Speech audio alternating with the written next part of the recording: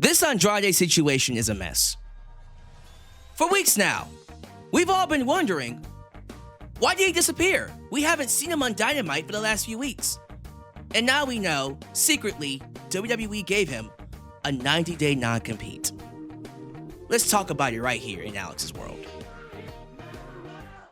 Hello all and welcome to Alyx's world, a safe space for wrestling fans like you. I think we all assumed something went wrong with Andrade when he suddenly disappeared. He disappeared off of AEW television right after debuting at the 6-year anniversary show. He debuted on the Dynamite episode, 6 years, attacking Kenny Omega. Big deal. And then all of a sudden, we don't see him again. Naturally, people assume the worst. Did he get in trouble again? Did he get into an altercation? Was it drug related? Whatever issue got him fired from WWE, he most likely carried that over to AEW, and now we don't see him. Because that's just weird. You set him up in a program with Kenny Omega, clearly, whether that's a tag match, whether it's a singles match, the idea was Kenny Omega versus Andrade in some shape or form at the pay-per-view. Neither one of them is on that show. Why is that? What happened? Well, come to find out, it's not Andrade's fault, and it's not AEW's fault. According to the wrestling news sites, it's all WWE. So what happened? How did we get here? So, to backtrack, we know Andrade got fired. He got fired from WWE for violating their wellness policy. I think he violated 3 times, right? 3 strikes, you're out, and they let him go. So when they let him go, we all assumed he didn't have a non-compete because he got fired. They let him go. And so, as you would rightfully assume, that means he can go work wherever he wants. And that's what Andrade thought as well. He had his people call AEW, Tony Khan. They worked out a contract. He signed it. It's signed. And he was on TV. So somewhere along the way, within that time span, WWE sent a cease and desist to AEW telling them, you can't have him on TV. And this is coming from Brian Alvarez, I believe, Dave Meltzer. So I'll take this with a grain of salt. But regardless, WWE told AEW, you can't work with him right now because he's under a 90-day non-compete. But it's a lot messier than that. Because while he's under a 90-day non-compete, he's not getting paid. What? So just so we're clear, whenever you sign a contract with WWE, and this is well documented, it's out there, everybody gets told about the 90-day non-compete if you were to get fired, released before your contract expires, right? It says in the contract, when you are released and you are given that 90-day non-compete, they are required, legally required to pay you. There is no legal way that they cannot pay you and have you do a 90-day non-compete. If they don't want to pay you, fine. They have to let you work afterwards. Which is why Triple H and or Nick Khan have gotten used to doing these contract expirations, right? Letting these contracts expire. So you don't have to worry about that. You get paid all your money, your contract expires, and you can go work for free without any restrictions. That's usually how it works.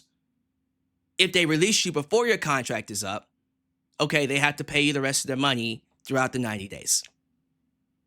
Or at least pay you whatever money they want to pay you throughout the 90 days. I'm not sure how that works. I think they pay you the rest of your contractual money. Or at least whatever you were going to get paid within that 90-day span.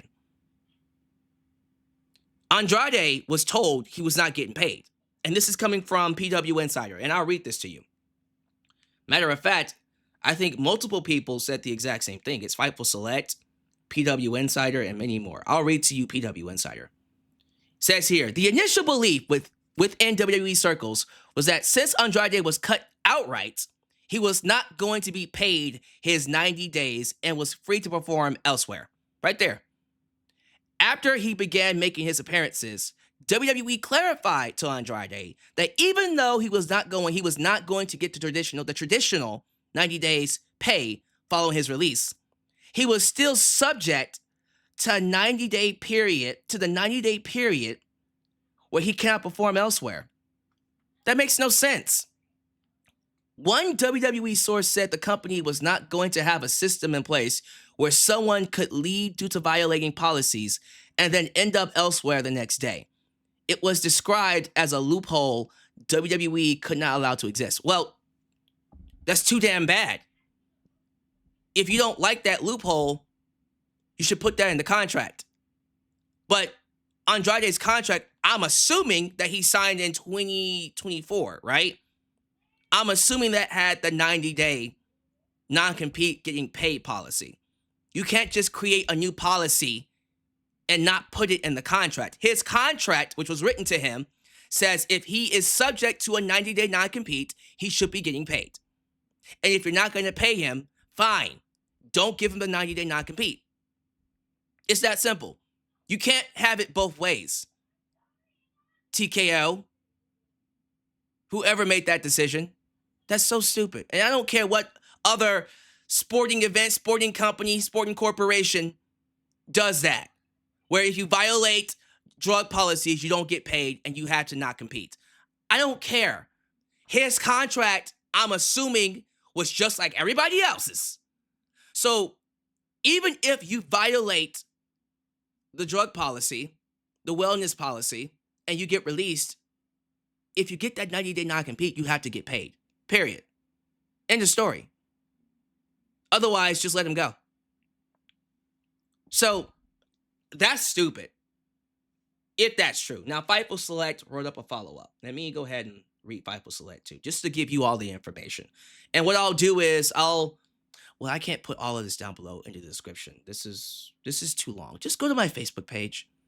Go to my Facebook. It's linked down there. All of this is on my Facebook. But the Fightful Select article is a lot longer. I won't read it all, but I'll just read this part. Says here, WWE staff and roster and sources also believed he was gone from the roster with no additional time left on his deal ever since Andrade was fired by WWE. Under normal circumstances, WWE could technically ask him to come work the upcoming television, but they would undermine the wellness policy element of his departure. No agents we spoke to have ever heard of pay being docked during a wellness violation either. Because there is that argument as well. Maybe they docked his pay when he violated the wellness policy. PWInsider reported that Andrade would not be getting paid during the 90-day non-compete, but we've not confirmed that. Okay. See, in my head, it makes no sense to have him do the 90-day non-compete and not pay him. If you don't want to pay him, just let him go. But they say it hasn't been confirmed yet and would be very easy to fight in court. Exactly. It would be very easy to fight in court.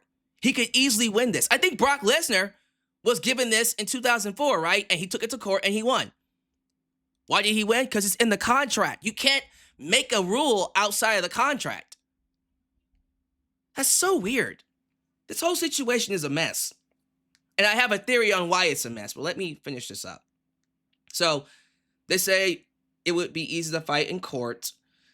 The conflicting element is that almost any court situation to fight it would extend past the 90 days. Let me be sure I got everything here. Yeah, nothing else to really add there. It's just, this whole thing makes no sense at all. And looking from the outside in, this makes me question the communication process in WWE. Now, I'm pretty sure Andrade could have found this out himself. I did hear that he was ghosting WWE. So maybe there was someone in the company trying to reach out to him to let him know, hey, bud, you're going to have a 90-day non-compete and you're not getting paid. Sorry. Right? That wouldn't have worked out for them. He could have gotten his lawyers and sued them and still gotten the money. At least the rest of the money in his contract, right? But I have a feeling that the reason why he didn't know is because he ghosted them. They fired him, he was upset, and he ghosted them. Someone probably tried to call him. So there's that element. But regardless, it makes me question the communications process in WWE, because how did he still not know? Someone should have told him, hey, you have a 90-day non-compete. Do not sign with AEW. Because the fact that people in the company assumed that he didn't have one, it wasn't just him. It was people within WWE that assumed it. And WWE usually has sources that lets people know what the deal is. Even if they didn't tell people within the company, they could have told a wrestling news source outside the company or a third party, whether it's Variety or someone else. They have multiple outlets to get this information out. So the fact that nobody knew about it, not even people within the company, not even Andrade himself, that scares me. That is a sign that there's a communications issue within WWE ever since TKO bought them. Whether it's too many bodies, whether it's, I don't know, what do you call that game? The telephone game, where it gets through so many people's ears, it ends up being something else by the time it gets to the original source or the actual source. I don't know, but there's a communication problem within WWE, because that should never happen. Clearly, Andrade thought he was free.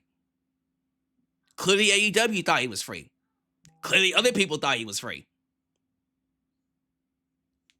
But they told him. They told Andrade that he can't compete, and that's why AEW pulled him off TV. And I feel bad for AEW, because I'm pretty sure they had plans for Kenny Omega and Andrade for Wrestle Dream. Now, the show still has a pretty solid card, but man, losing Andrade and Kenny Omega, God, that sucks. And that's not their fault. They could still put Kenny Omega on the television, or at least on the pay-per-view, but it'll be a random match. Some of you are saying, how does that stop AEW anyways? They love random matches. You're right. But in this case, I agree with them. Let's not do that. And I'm pretty sure Kenny Omega told them, no. If you set me up with Andrade, let's just wait until he's free. Which won't be until next year. Right? When did they fire him? They fired him in September, right? So he won't be free to work until, late December, early January. I mean, do you want to wait that long for Kenny to have a match? I would just give him somebody. There's like 20,000 people. I'm exaggerating, but there's like 15 people in the Don Callis family. Give him somebody. Maybe not have him wrestle on the pay-per-view, but Dynamite or something. But yeah, that was so weird. I was wondering what happened to Andrade. Come to find out, it's not AEW's fault. Not even Andrade's fault. WWE screwed up. This is all WWE. And that is scary. Because how do you mess that up? How do you not communicate properly with all the money and the connections that you have that this wrestler can't sign or work with somebody? I'm just baffled that it's that bad. Now again, maybe they tried to call him and let him know. But I'm pretty sure there are other ways to let wrestlers know. Even if you had to make it public. You have a Twitter account where they literally announce people being released. You could have just announced his real name, blah, blah, blah, blah, blah. He has a 90-day non-compete and he can't work for any company right now. Boom, done. That way you're not held liable, just in case something like that happens. But I will end it with this, because I think this is stupid from the standpoint of you don't want to pay him, but you still don't want him working with AEW. So here's my theory. I said I had a theory, so let me get to it. There's a side of me that believes they didn't think Andrade was going to go to AEW. I think WWE assumed Andrade was going to work either in the Indies or in Mexico. And since they have AAA, or what is that WWE ID program called? I guess it's called WWE ID program. They have access to certain indies. So they probably felt Andrade would still be within their system, but not really, and work in companies that they're associated with. So they don't have to worry about how do I put this? They don't have to worry about not paying him because the companies that work with them would pay him instead. And I think what happened was when Andrade went straight to AEW, they went, whoa, whoa, whoa, whoa, brother. They said, oh, crap, well, this is an issue legally, so now we have to speak up. Now, there are holes in my logic. There are holes in what my theory is, because even though these other companies might be associated with WWE, that doesn't mean it wouldn't be in violation of the 90-day non-compete if he has one. I just think this whole thing would go away if WWE would just let him work. Done. Okay, you don't want to pay him the rest of his money. Let him work. You should. I see nothing wrong with writing him a check. Here's the rest of your contract money. Boom. Bye. If he's that much of a problem. Think about that. You fired him because he violated the wellness policy. You don't want him. Okay, get rid of him. Here's the rest of your money. You can go be someone else's problem. What's with the 90-day non-compete? And if you're going to give that to him, pay him. Who cares? You got the money. You got plenty of money. Yes, you're in debt. I got that. But you got plenty of money. You can pay him. It doesn't need to be this complicated. Makes me question how things are going to be with everyone else. This is Andrade. Yes, he's a star, but he's not like a main eventer. Could have been, but he's not. How's the rest of the contracts going to look? I'm pretty sure a Roman Reigns or a Cody Rhodes or a CM Punk or another big name won't have this issue. But people like Carmelo Hayes, Julia, apparently Andrade, they might have this issue. Yes, don't violate the drug policy. Yes, don't violate the wellness policy. And there is something to be said about not rewarding people who do wrong things, right? Why should I pay you when you broke our rules? I'm not going to reward you for violating a drug policy that you clearly knew about. And you violated it 3 times. And if WWE wants to write up new contracts where in these contracts it says, when you violate the wellness policy, you don't get paid, but you still have to do the 90-day non-compete.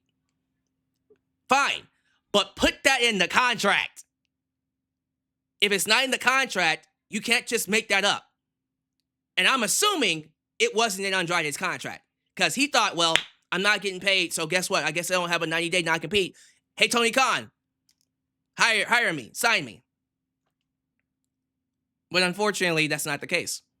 This is a mess. This makes no sense. And if Andrade has a good lawyer, go ahead and sue WWE. I would. Sue WWE. This makes no sense. This is stupid. It makes 0 sense for him to be on a 90-day non-compete,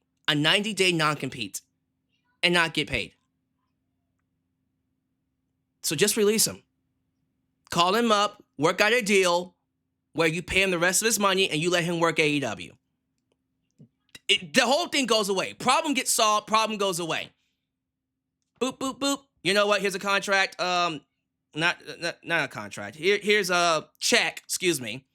Yeah, they're calling him up to bring him back. You know what? We changed our mind. We want you to stay. Here's a contract. No. Here's a check for whatever amount. Bye. You're no longer our problem. That's what I would do. How much do we owe you for the rest of our contract?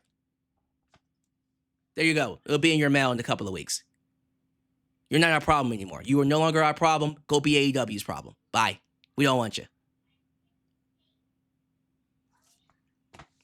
What is going on, man? WWE has been... This past year, WWE has been doing some of the worst... Well, I won't say worst, but questionable things that they've done in a while.